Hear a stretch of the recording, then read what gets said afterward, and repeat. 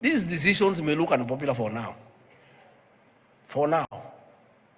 because they are hard decisions.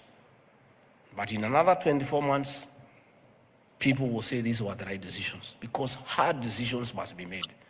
There is no other way of turning around this economy.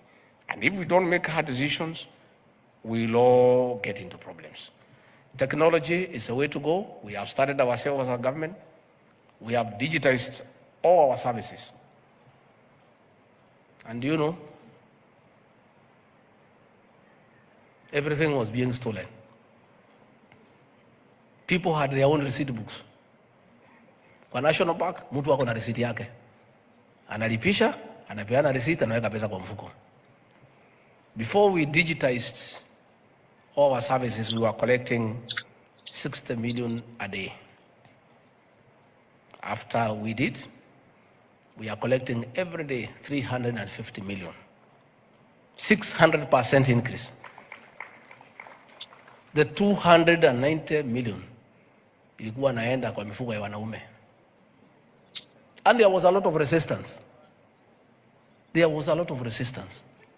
And we said, if you cannot agree that we digitize our services, we pay through one pay bill number, utembee uende nyumbani.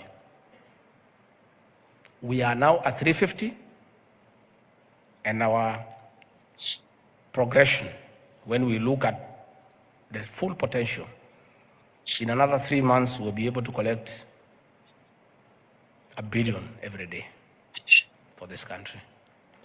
So let everybody embrace digitization of government services. Na wengi hata wamewacha kazi, because they were not living on the salary, they were living on collecting money in cash. So that one is going to continue, because there is no other way of going about it. Finally, you talked about your scheme of service.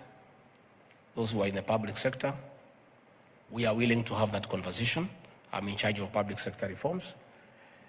We are willing to engage you as ISPAC on behalf of those who serve in the public sector, so that we can